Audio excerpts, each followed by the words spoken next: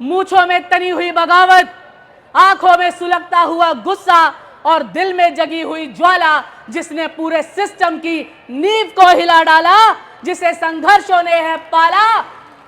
आला रे आला, चंद्रशेखर आजाद रावण आला।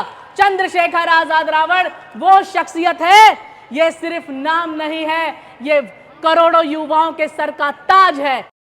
खाई हो, गालियां खाई हो, जिसने अपने बच्चे की फीस भरने के लिए खेतों में फसलें काटी हो, जिसने 2 जून की रोटी पाने के लिए किसी के घरों का मैला उठाया हो, और जिसने भरी दोपहरी में, जेठ की भरी दोपहरी में रिक्शा चलाया हो, या जो सरहदों पर खड़े होकर के इस देश की रक्षा के लिए अपने सर कटवाया हो, या फिर जिसने नगर निगम की नाली साफ करते वक्त अपनी जान गंवाई हो, और जिन बूढ़ी आंखों ने अपने बच्चे को अपनी आंखों से मरते देखा हो, जिस बाप ने अपनी आंखों से अपनी बेटी की इज्जत को गिद्धों के द्वारा नुचते देखा हो, उन तमाम बहुजन वीर योद्धाओं को, शूरवीरों को, महिलाओं को और मेरे नीले बाज सिपाहियों को,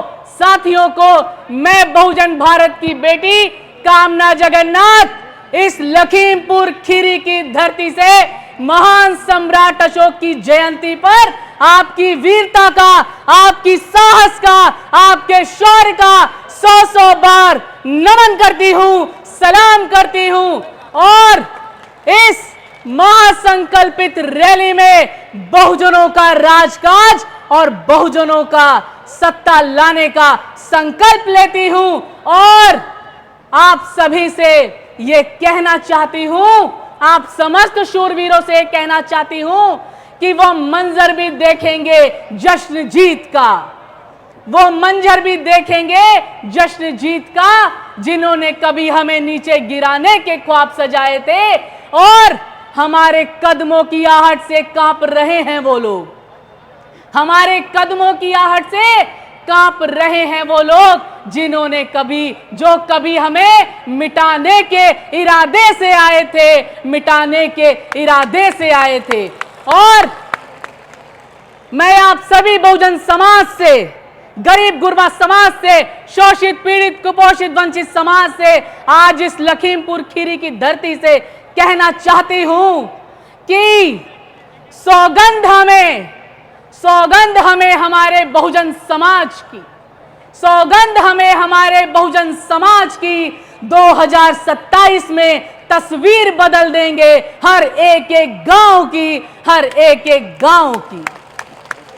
साथियों, लखीमपुर खीरी की धरती पर, इस पावन धरती पर ये भीड़, ये रैली सिर्फ रैली नहीं है, ये इतिहास दोहराने का समय है, इतिहास बदलने का समय है। और मैं अपने शोषित समाज से कहना चाहती हूं कि जो सपना मानवर काशीराम साहब ने देखा था 1964 में, आज वो सपना पूरा करने का दिन आ चुका है। हम फिर से 2027 में आजाद समाज पार्टी काशीराम की सरकार बनाएंगे और बहुजनों का राज स्थापित करेंगे। क्योंकि बहुजनों का राज क्यों जरूरी है, ये मुझे आपको बताने की जरूरत नहीं। साथियों, आज बहुजनों की सबसे बड़ी जरूरत सिर्फ रोटी, कपड़ा और मकान नहीं, बल्कि बहुजनों की सत्ता है, बहुजनों की सरकार है। और ऐसी सरकार नहीं जो अंधी हो, गूंगी हो, लंगड़ी हो, बहरी हो, जिसे बहुजनों का ना दर्द दिखाई देता हो, ना दर्द सुनाई देता हो, जिसे सिर्फ लूटना आता हो, लौटाना नहीं, जिसे सिर्फ गद्दी पर बैठना आता हो, बहुजनों को बैठाना नहीं। हमें ऐसा नेतृत्व चाहिए जो हमें गले भी लगाए, हमें बराबरी के अधिकार भी दे, हमारे आंसू भी पोंछे, और जब जरूरत पड़े तो हमारे लिए लठ भी उठाए और लठ भी चलाए। और जब यूजीसी जैसा बिल आए तो बौखलाए नहीं, बिलबिलाए नहीं, गद्दारी ना दिखाए, बल्कि मूंछों में ताव दे करके पूरे बहुजन समाज के साथ अपने झंडे और डंडे के साथ खड़ा हो जाए। और ऐसा इस भारत देश में सिर्फ एक ही नेता जन्मा है। वो कौन है? चंद्रशेखर आजाद रावण। चंद्रशेखर आजाद रावण। साथियों, आप जानते हो दशकों से लठ बजाए जा रहे हैं हमारे ऊपर, और बहनों की इज्जत लूटना तो एक आम हो गया है। बहनों की इज्जत लूटना एक पेशा बन गया है इस देश के अंदर। आज इस देश में बहुजन बेटी की इज्जत लूटने का मतलब है कि जैसे बनिए की दुकान पर जाकर के एक शीशे की बर्छी से नमकीन निकाल करके खा लेना। अरे गाय का गोबर तो हमें खिला ही रहे थे, अब कुछ दिनों में अपना मल भी खिलाने लगेंगे। गाय का गौमूत्र तो पिला ही रहे थे, कुछ दिनों में अब अपना मूत्र भी पिलाने लगेंगे। साथियों, सबसे बड़ा दुख इस बात का है कि जब ये गाय का गोबर गौमूत्र जब हमें खिलाया जा रहा था, तो जिस बहुजन समाज ने जिन नेताओं पर भरोसा किया, जिन नेताओं को सत्ता का स्वाद चखाया, जिन्हें मलाई खिलाई, वो लोग चुप्पी साधे बैठे रहे। बहुत हो गया ये गाय का गोबर गौमूत्र, बहुत हो गई ये चुप्पी, बस अब और नहीं। सुनो बहुजनों, ये देश धूल फाकते बाबाओं का नहीं, ये देश कलम से क्रांति लिखने वाले बाबा साहब का देश है। इस देश के कण कण में मूल निवासियों की बनाई हुई जन्नत है, खून पसीने की झलक मिलती है। और आज ये जो मनुवादी मुखपुत्रियां मनुवादियों के पीठ पे चढ़ करके ब्राह्मणवाद का नारा देती हैं, तो ये क्या जानेंगी बहुजन बेटियों का दुख और दर्द। हम जानते हैं हमारी बहनों ने, हमारी बेटियों ने, हमारी माताओं ने क्या दर्द सहा है। ये वही लोग हैं, ये वही मनुवादी हैं जिन्होंने हमारी माताओं के पेट को चीर करके हमारे बच्चों को तलवार की नोक पर टंगा दिया था। ये वही मिट्टी है, ये वही मनुवादी लोग हैं जिन्होंने हमारी माता नंगेली को, इस देश के बहुजन बेटियों को तन ढकने के लिए अपनी जान कुर्बान करनी पड़ी थी। और ये वही मनुवादी लोग हैं जिन्होंने हमारी फूल जैसी बच्ची फूलन देवी को पूरे बिरादरी ने मिलकर के उसके साथ दुष्कर्म किया था और उसका सीने का मांस तक नोच करके खा गए थे। और दुख इससे भी बड़ा यह है कि हमारे बहुजन ये गद्दार नेता सब चुप्पी मार करके बैठे हैं, और आज भी यही हो रहा है। और इन्हें डर आज ना मायावती जी से है, ना अखिलेश यादव से है, ना इन्हें राहुल गांधी से डर है। इन्हें डर आज है तो सिर्फ चंद्रशेखर आजाद रावण से डर है, क्योंकि ये वो रावण है जिसे तुम्हारी सारी चालों की खबर है। तुम्हारे साम दाम दंड भेद सब कुछ बेअसर है इसके आगे। और बहुजन वासियों, जब भी आपसे पूछे कोई कि आखिर चंद्रशेखर आजाद रावण ही क्यों, तो मेरी बातों को ध्यान से सुनो। बाबा साहब ने हमें हाथों में कलम थमाई, मानवर काशीराम साहब ने हमें सत्ता दिखाई, और हमारे चंद्रशेखर आजाद रावण जी ने बहुजनों की डूबती हुई नैया पार कराई। और जो बहुजनों का सूरज डूब गया था, बहुजन राजनीति का जो सूरज डूब गया था, वो कब का डूब गया होता अगर चंद्रशेखर आजाद नहीं होते। और संसद में पहुंच करके इस मनुवादी सरकार में करोड़ों दुश्मनों से लड़ करके और अपने जिंदा होने का प्रमाण दे करके अपने बहुजन समाज की, बहुजन राजनीति की साख बचाई और लाज बचाई, यह है चंद्रशेखर आजाद रावण। और आपसे मैं बोलना चाहती हूं साथियों कि बड़ी मुश्किल से पैदा होता है कोई चंद्रशेखर आजाद रावण, बड़ी मुश्किल से बनता है समाज के अंदर चंद्रशेखर आजाद रावण। 4-4 गोलियां खाने वाला वो व्यक्ति आज भी आप लोग के सामने एक विशाल हिम्मत की तरह खड़ा हुआ है। अपने सर पर 24 घंटे मौत का कफन बांध करके चलता है वो व्यक्ति।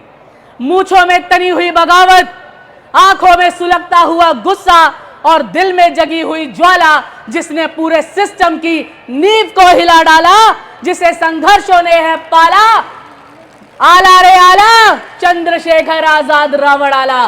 चंद्रशेखर आजाद रावण वो शख्सियत है, ये सिर्फ नाम नहीं है, ये करोड़ों युवाओं के सर का ताज है, हमारा घमंड है, हमारा गुरूर है, हमारा कोहिनूर है। चंद्रशेखर आजाद रावण ये वो व्यक्ति है जिसने हमारे मुंह में जुबान दी, जिसने हमें हिम्मत दी, जिसने हमें साहस दिया और हमें ऐसा घराना बना करके दिया, हमें ऐसी पार्टी बना करके दी जिसकी दीवारें और दरवाजे इतने मजबूत हैं कि ना कोई गद्दार इसके अंदर आ सकता है और ना कोई ईमानदार इसके बाहर जा सकता है। साथियों, सदियों से हमें क्या दिया गया? हमें जाति दी गई, हमें अपमान दिया गया, अंधविश्वास दिया गया, अधिकारों से वंचित रखा गया। लेकिन जिस दिन हमें बाबा साहब का संविधान मिला, जिस दिन हमें बाबा साहब का लिखा हुआ संविधान मिला, उस दिन हमने समझ लिया कि हम गुलाम नहीं हैं, हम इस देश के असल मालिक हैं। और उसी दिन से हमारी क्रांति शुरू हो गई। साथियों, याद रखना, यह लड़ाई सिर्फ चुनाव की नहीं है, यह लड़ाई सिर्फ चुनाव की नहीं है, यह लड़ाई है बराबरी की, यह लड़ाई है संविधान को बचाने की, यह लड़ाई है स्वाभिमान की, अस्तित्व की, वजूद की, प्रतिनिधित्व की, स्वामित्व की लड़ाई है ये। साथियों, बाबा साहब ने चेतावनी दी थी कि पूंजी और पूंजीपति में अंतर होता है। किसी भी देश की पूंजी बढ़नी चाहिए, पूंजीवाद नहीं या पूंजीपतियों की संख्या नहीं। परंतु इस मोदी की सरकार में पूंजी बढ़ना तो छोड़ दीजिए, पूंजीवाद और पूंजीपतियों की संख्या चरम पर पहुंच गई। हम लड़ रहे हैं इजराइल, अमेरिका और ईरान से, लेकिन कंगाली की मार कौन झेल रहा है? जब जब इस देश में कोई आर्थिक संकट आता है, कोई बीमारी का संकट आता है, कोई आपदा और विपदा आती है, तो लाइनों में कौन लगा होता है? हमारा दलित समाज, हमारा बहुजन समाज। क्या किसी ने, जब नोटबंदी हुई थी तो किसी ने अंबानी और अडानी को देखा था लाइन में लगे हुए? किसी ने उनके बच्चों को देखा था लाइन में लगे हुए? किसी ने नहीं देखा। जब कोरोना काल आया तो अस्पतालों के अंदर, अस्पतालों के बाहर किसकी लाशें पड़ी थी? हमारे बहुजन समाज की। और आज जब तेल का और गैस का संकट आया है तो बाहर किसकी लाइनें लगी हैं? हमारे दलित और बहुजन समाज की। तो इसे आपको समझना पड़ेगा। मोदी ने कहा था, मैं देश नहीं झुकने दूंगा, मैं देश नहीं बिकने दूंगा। आज ये देश बिकने की कगार पे खड़ा है और झुक तो उसी दिन गया था जिस दिन हमारी मणिपुर की आदिवासी महिलाओं को नग्न करके घुमाया गया था, उनकी नुमाइश कराई गई थी। ये देश झुक तो उसी दिन गया था। और जिस दिन इस देश के मनुवादियों ने हमारे बहुजन समाज पर पेशाब पिलाना शुरू किया था, यह देश उसी दिन झुक गया था। मैं पूछना चाहती हूं, क्या करता रहा इस देश का चौकीदार? क्या करता रहा इस देश का चौकीदार?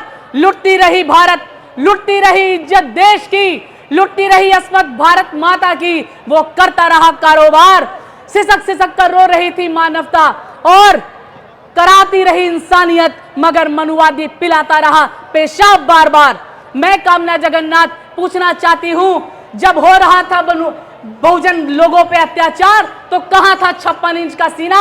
और कहां थी हमारी बहुजनों की देवी, हमारी दलितों की देवी? कहां थी? इस चुप्पी का जवाब आने वाले समय में 2027 में ये यूपी, उत्तर प्रदेश जरूर देगा, यह शोषित कुपोषित समाज जरूर देगा। और अंत में मैं बोल करके अपनी बातों को खत्म करना चाहती हूं। जो लोग आज बहुजनों के नेता होने का, बहुजनों के हितैषी होने का ढोंग करते हैं तो सुन लो कान खोल करके। यूजीसी जब गाइडलाइंस आई, जब बिल आया